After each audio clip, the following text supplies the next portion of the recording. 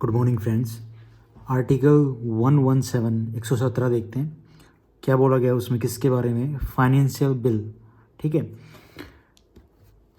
की पॉइंट देखते हैं जो एग्ज़ाम में पूछे जाते हैं, अब बाकी थ्योरी को अवॉइड करते हैं।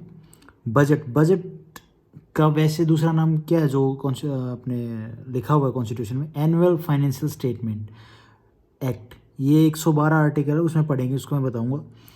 ओके, आगे देखते हैं। In the constitution of India that the budget word can't written. Constitution में कहीं नहीं लिखा है बजट, फाइनेंशियल स्टेटमेंट ये वगैरह लिखे हैं, ठीक है, but it called as a annual financial statement, article 112 में बोला गया है।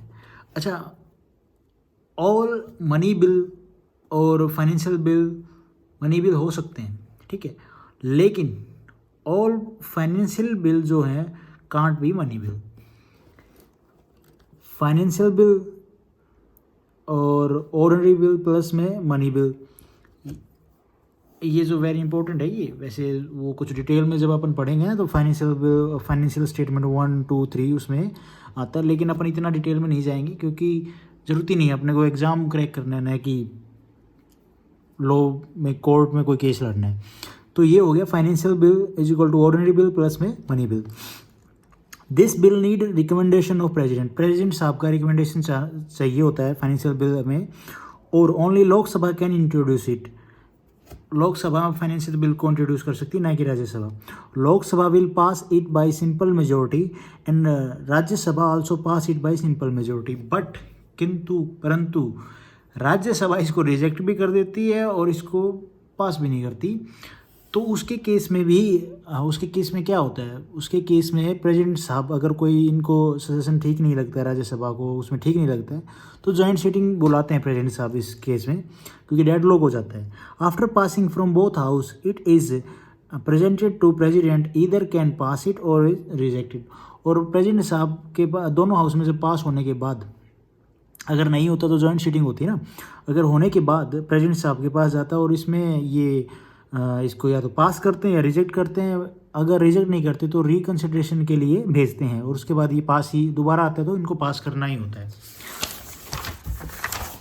उसके बाद financial bill can be suspensive veto if any house reject the bill, deadlock occur, president can summon joint sitting. आगे ना पॉइंट वही joint sitting, point to point चलते हैं। If budget fail in Lok Sabha then government will fall down, council of minister, prime minister to resign. ये important है। अगर financial bill हो गया, मनी बिल हो गया, अगर भाई वो लोकसभा में ही अगर वो पास नहीं होता है तो फिर तो गवर्नमेंट को रिजाइन देना पड़ेगा प्रेसिडेंट साहब को और काउंसिल ऑफ मिनिस्टर है। फिर इस आर्टिकल में क्या बोला गया, मेन आर्टिकल पे फोकस करते हैं, फालतू बातों पे नहीं।